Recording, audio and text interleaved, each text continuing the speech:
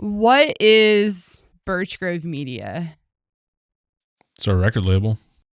I feel like what I'm trying to say is we got to cut because there's a dog chewing on a, yeah.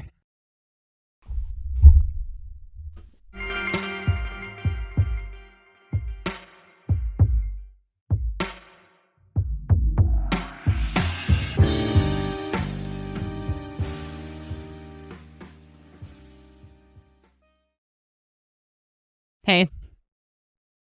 I don't know how to start this podcast because I don't know what I'm talking about. I think you just started it. All right, cool. Yeah, because we've been doing this whole record label for a bit now. And we're just we are documenting the whole process now and doing some behind the scenes basically with this podcast. And we've actually recorded some already, but you and I decided, wait, let's take a step back and talk about what we're doing. Yeah. I mean, when did we start the label? 2025 Q2, something like that. It took a while to get the first record out. Much longer than we thought it would. Yeah, we're learning. So what are we doing? It's Birch Grove Media is the name of our label. Birchgrove.io is the website. Yeah. And our first release was October 2025 with Smirk.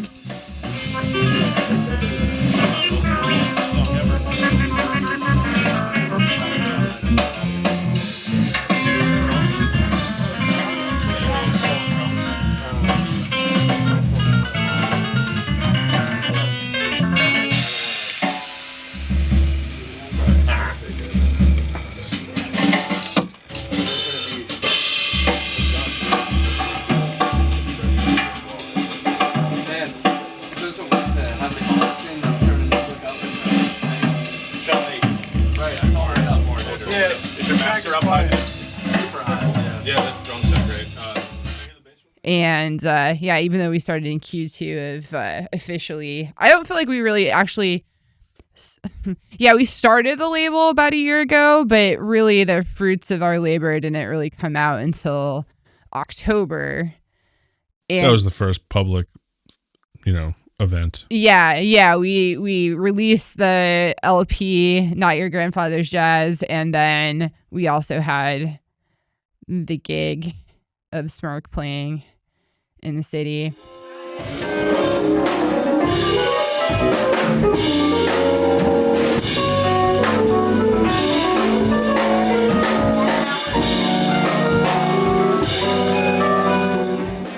I'm interested in hearing your words because we talk all the time, obviously, but in your words, what would you say what this label is?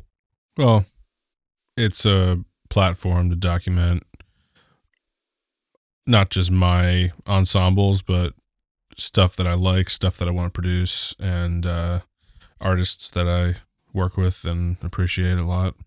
I'm going to have plenty of stuff of my own that I will release and that I have already recorded that I'll get out, but I think the focus right now is to expand it just in terms of different ensembles that I'm putting together and I won't necessarily be performing in.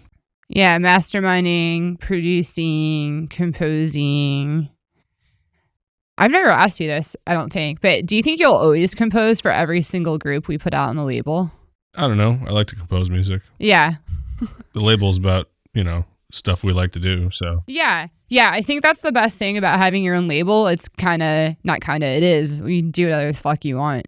Yeah, I mean, I could put 5 people in a room and say, go at it, but yeah, I don't have fun with that, so I want to enjoy it also, and I enjoy composing, or at least, influencing the music in some regard. The recording we just finished, we could talk about that briefly. I mean, I'm not going to go into detail about it, but It was a quartet that I put together. I composed the music, I recorded the music, I produced the session. You were basically acting as executive producer. Yeah. And it was my first endeavor in creative and or jazz music that I wasn't performing in the ensemble where I was leading the band. So was fun, interesting. It's weird. That didn't even occur to me that was what was happening, but it totally was. Actually, you said you were thinking about performing in it. That's right. Like, I mean, maybe in the early stages. in the early stages. And I'm like, what would happen if you didn't? Yeah. I mean, I need to just take a step back, and if we're managing the label as a label, we should not feature me on everything. So, and plus I don't really want to play on every recording anyway. That's kind of silly. So yeah, agreed. I think the thing, not to go off on a tangent, I think one of the things I was amazed, I guess is the word. I don't want to say surprised, because it sounds like I had a low expectation of you, but how low expectation. I set the bar low for you, hon. Like how quickly you compose new music for that group. that part was easy. The hard part was the logistics and getting people in the room together at the same time. Yeah. And I think that's why we work pretty well together in this label, because you're the creative director and I'm more of the, what is my title? I don't even know what my title is. Label manager. Yeah, I think that's why we work. One of the reasons we work well together is because you got all this creative energy and you can just whip out stuff like that, new music, and I'm over here like, I don't know how the fuck to do that. That would take me a really long time. But the business end of it, I'm like, yeah, let me do logistics. Let's get people in the room. Let me hire a photographer for the show. Let me, reach out to people. Let's promote it on social media. Here's what we should do for the plan, and yada yada yada. That stuff. Yeah. Yeah. I mean, I'm not like the best, or I'm not like tooting my own horn. Here. Jazz jokes. Jazz jokes. I got jazz jokes. Oh God, it's like.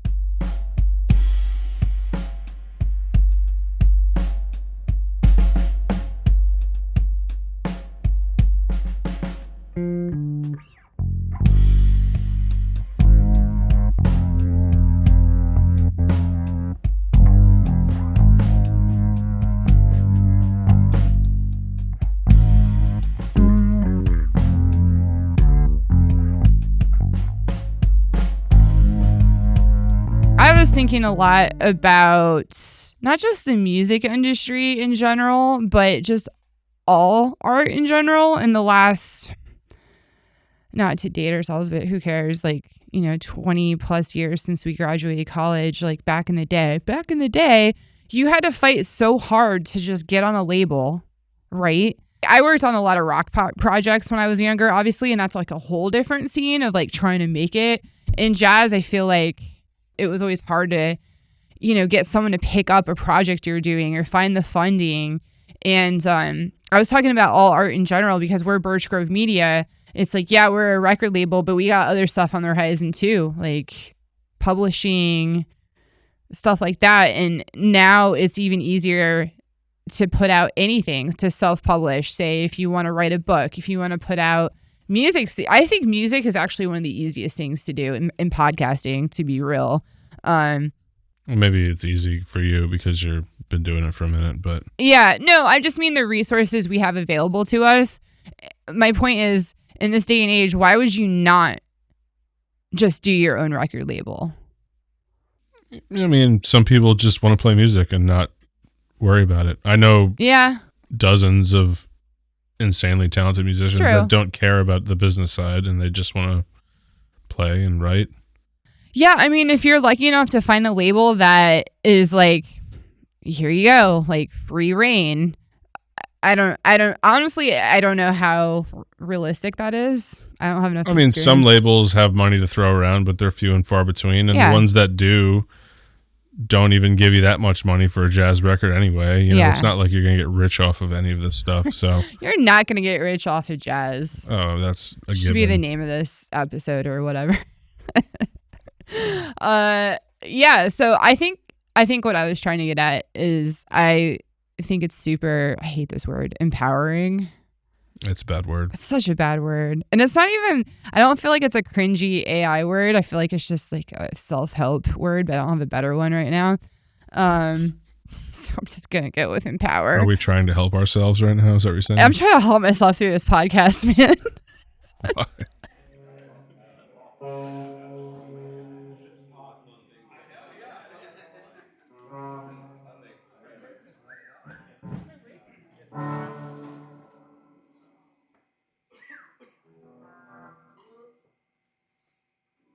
Another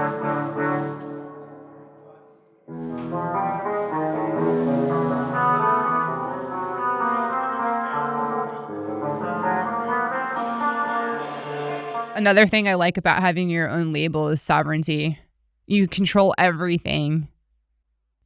Yeah, and including the success of it. Yeah, it's all on you. I mean, Yeah. it's the equivalent. I mean, it really is just a business. I mean, it's not a high for profit business, but it's a business at the end of the day. You're an entrepreneur. It can be a for-profit business if you do it right. No, of course. I'm just not saying it's not like a get rich quick scheme. It's not like we're hawking stuff on Amazon or something here. I mean, well, technically, we kind of are. I guess, but you did just say, or we said a minute ago, how you're not going to get rich off of jazz regardless. Right. It's more, yeah. So I just really like the sovereignty, like choose yourself. James Altucher, great author, podcaster, years ago, he wrote that book. And that book was really inspired by his journey on being a self-published author, because he was having a hard time getting picked up by a publishing house because he's just like an out there dude and he's like a hot mess sometimes. And, you know, I actually like him a lot because he reminds me of like musicians that are just a hot mess. And it's like, you know what I mean? Like I feel like he's actually an artist weirdly. And I always think of his story of when he was just like, fuck it, I'm tired of hunting down publishers. I'm just going to choose myself. And that's what the whole book was. And he just self-published it. And that was like 10 plus years ago when self-publishing on Amazon was a new thing. And he's got like several bestsellers. And, you know, and I was just equate that to like what you can do in the music industry now. And with stuff like, you know, with streaming, it's got its pros and cons. We can do a whole episode on that someday. That might be an interesting conversation. Yeah. So we decided to do vinyl releases, and the label is definitely focused on vinyl, but we're also doing digital as well, obviously. I think vinyl is the best listener experience, in my opinion. You basically can't fast forward or skip tracks, and you just have to listen to a bunch of music and focus on it. And I always thought that was the best way to listen to music. Some people like the sound quality of vinyl more. I think it sounds great. I don't know if it's better or worse than digital, but from the listener's perspective, I like the attention that you have to give it. And vinyl is just cool. I mean, we're doing 180 gram vinyl, which is that thick stuff that, you know, super durable and sounds great. We're doing gatefold packaging, so you get a lot of pictures inside of it. We're putting a poster inside of our albums, kind of giving it that vintage, retro, you get an accessory with it kind of feel. And, yeah, I mean, we're also doing, like I mentioned, digital, so get a download card with every album, so you can put it on your phone or whatever you want to do with it, throw it away. But yeah, that's the idea, is we're doing physical media. That's the primary focus. And to be clear too, you can still just purchase the digital version, but sure. But there's no cassettes, there's no CDs. I think it's interesting that vinyl's had a kind of resurgence with the young folks, like the younger. That happened a minute ago now, though. That's not new. Yeah. But there's also this trend. I don't know if you want to. Yeah, it is a trend on social media. I saw it a lot on Instagram, especially going into 2026. Like, I don't think I ever talked to you about this, but there's this real going back to analog or discovering analog for certain people, like younger people, that they're so sick of everything being online, digital, and they just want to touch something. Like they literally, like that's like the sensory that I think is missing. Sensory experience is missing. I know when we talked about creating this label, something I kept going back to, and you talked about too, is there is this exciting thing where you go to a Borders, which don't exist anymore. Don't even exist anymore, or your local record shop. And I always like the new stuff. I'm such a freak. Like, I love smells, and there's nothing like opening a new CD or in our case an LP. Like I remember when we got our first LP in, I opened it and I was like smelling it like a weirdo. It's pretty weird. I'm a weirdo too about smelling books like that, but there's tactile, there's smell, like all that just plays into the experience and adds to what you're just talking about, where with an LP you can't skip, you can't go forward, you can't go back. You don't have to sit there and listen, but you have to be aware of what's going on. You got to flip the record, it's a whole... I mean, when I'm listening to a vinyl record, I sit down, I adjust my hi-fi speakers into the perfect listening position, so I'm right in the center and I'm getting the full sound of the stereo, and it's just the best way to listen to it. Yeah, and I appreciate that. You taught me that, and I still just raw dog it, honestly. Like, I just throw on my favorite albums, and I'll be cooking dinner or something, and... Well, that's fine, too. I mean, there's active listening and there's passive listening, and you can do both, and that's fine. Yeah, but I love that our first LP gives you that opportunity to just sit down and listen, and Not Your Grandfather's Jazz is definitely something you should sit down and listen to, because there's a lot to digest there, so...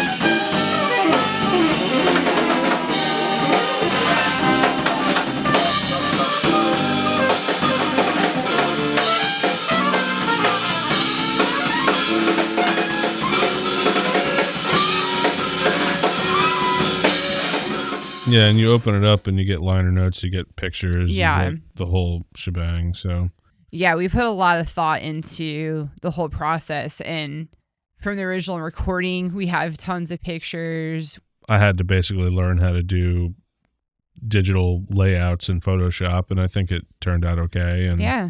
we even made our own fonts and stuff. Like I came up with 2 fonts that made from scratch, and they're original for us. So the whole picture and perspective of how it looks and feels is pretty original, I think. It's very original. We put so much care and thought into every aspect of the physical product that we just wanted to make it as just thorough of a great experience as possible. Yeah. And I love that we add a poster into the vinyl. I'll never forget, like, I don't know if it's one of the first vinyl. I must have gotten it back in college. My dad gave it to me or something, but it was Pink Floyd, Dark Side of the Mood, not jazz at all, obviously. But, I had gotten jazz albums before, and mostly used, like where the liner notes are like yellow and stuff, and it has that musty smell. But this one my dad gave me. Actually, I wonder if he found that at Downtown Music Gallery. I think he did. We took him there in we like took him there 2005. No.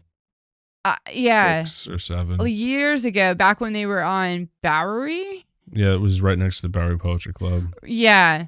That was a whole scene. Wow. And yeah, he loved that album, and he saw it up there, and he's like, "Oh, here, you want this?" And I was like, "Yeah, I used to listen to it in high school. I'll take it." But I remember coming home. He also bought us a Jethro Tull album that day. That I've listened to like once, but it was more of his like favorite stuff, and he was like, "Here, I'm buying it for you." But the point of my story that has nothing to do with jazz, but the experience of the LP is I remember opening it, even though it was old and used, they had a full poster in there. They had like their catalog, obviously. Everyone used to do that. And I think they had stickers, like big ass stickers. And I was like, oh my God, this is amazing. Like, what a cool experience. Like, I didn't know you could do this with with vinyl. I didn't know you could have this kind of experience. So I love that I don't think we ever really talked about me and that. I think I might have mentioned, yeah, I got a poster one time and I liked it. But it was such a cool experience to have just all this tactile stuff. And when we made this label, that was something I really, really wanted, is whatever we do, I don't care if it's a CD, I don't care. You were adamant about vinyl, which I'm so glad you are. I was like, whatever we want, I need to feel something, literally and emotionally. Yeah, I mean, the ESP records from the 60s and 70s also, some of them had a bunch of posters in them. Yeah. I mean, that was something I kind of became familiar with because I worked there for a little while. I was the shipping manager at ESP. First an intern, then a shipping manager, then they fired me because they ran out of money. But, I mean, we have a old ESP, I think it's a Paul Bley record poster right there on the wall around the corner. I can never pronounce that artist name. The triptych, it's a Hieronymus Bosch. It's basically like hell, or maybe it's purgatory. I'm not going to begin to describe it. It's super out. Yeah, just look up the word I can't pronounce. Bosch, Bosch. I'm so ignorant about it, but it's a cool poster. Yeah, it's so cool. We hung it up. Anderson .Paak had a cool poster, and I forget which album. What album is that? We've got 4 or 5 of them. I can't remember. I don't know, but he's got this one where he's underwater, and it's like a collage, and I'm obsessed with it. And I think he's in a top hat and boxer shorts playing an upright piano, and it's just something like that. It's awesome. And it's just awesome. So anyhow, that was a little bit of inspiration, I guess you could say, just those experiences we had.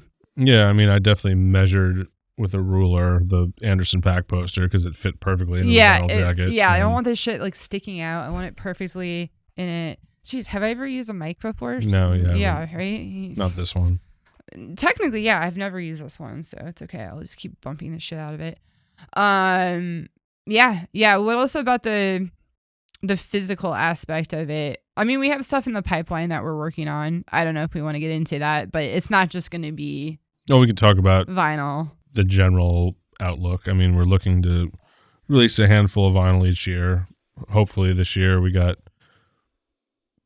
3 planned and maybe a 4th. We'll see how things go, but 2025 we only got 1 out, unfortunately, but at least it worked out and it sounds good. So yeah, the process is taking a bit longer. That's what happens when you're learning how to do it. Yeah, I mean, speaking of learning how to do it, I had to learn how to make a website just to do this launch of the record label. Yeah. Like I had shitty websites before, but this was like me typing into Gemini, how do I make this look good on a WordPress? How the fuck does WordPress work? What is WordPress? Should I be using WordPress? I don't know. It's fine, yeah. It's fine. Yeah, and on my end, I was, you just tossed me a handful of websites like, hey, they sell vinyl. You can order from them. Like, check it out. So I was just getting quotes for a couple months straight, trying to figure it out. Timing stuff so that it arrives. The vinyl arrived in time. It arrived 2 days before the gig. Right. And then we got a pallet of freight shipment coming down our road out in the middle of nowhere. Yeah, and if everybody knew what our road looked like, they'd be laughing. But yeah, we live on a private road in the middle of absolutely nowhere. Yeah. Yeah. So down the pipeline, there's a lot more physical aspects coming in of LPs, maybe some book type things where people can read music. Yeah, I mean, we've been talking about putting some score manuscripts together, and right. Each album has a ton of scores so far. So the Smirk one might take a little longer because those scores are huge and ridiculous. But nasty. The second album should be a little bit more straightforward and compact. So that should be easier. Oh, can we talk about how we're selecting what we're putting out? What does that mean? Great question. So Smirk, for example, has been in the pipeline for a while. That was recorded a while ago. Yeah, we have a handful of albums that I recorded a while ago that I never released. And they should be released. Yeah, I mean, sure.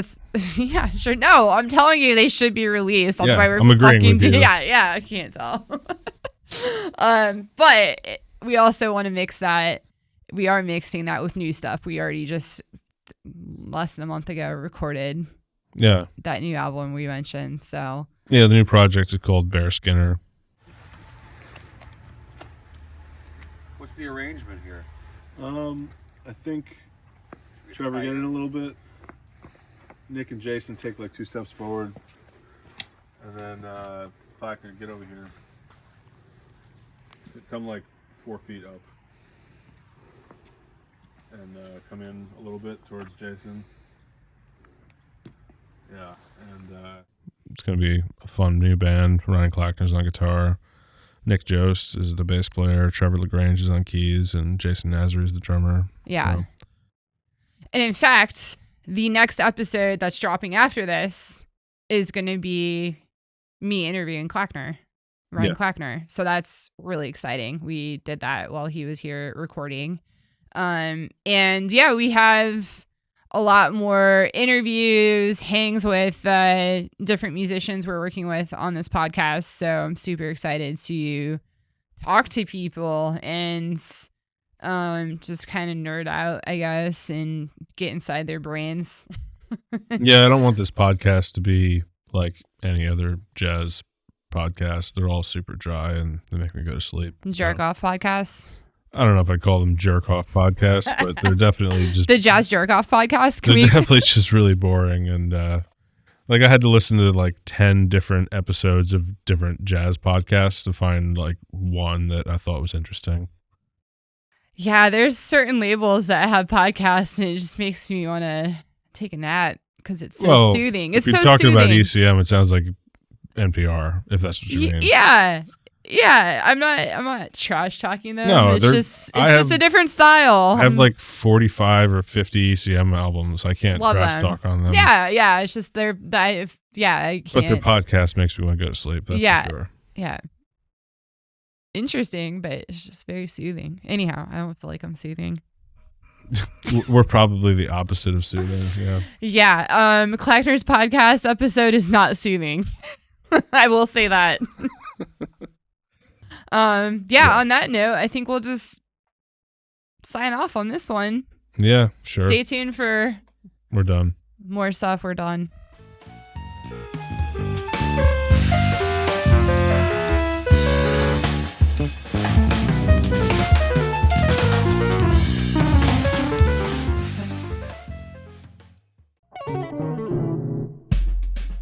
If you enjoyed this podcast, please visit birchgrove.io. It's the home base for our record label, Birch Grove Media. You could buy a vinyl record or a digital album and sign up for our newsletter where you'll receive notifications about future events and releases. Also visit podfuelmedia.com. I'm one of the owners of this company, and if you like how this podcast was produced, we do that for our clients: audio, video edits, syndication, consulting, and startup for a new podcast. So book a call with us and we'll get your podcast going right away. You can also go to buymeacoffee.com/birchgrovemedia and leave us a tip if you'd like. Thank you very much.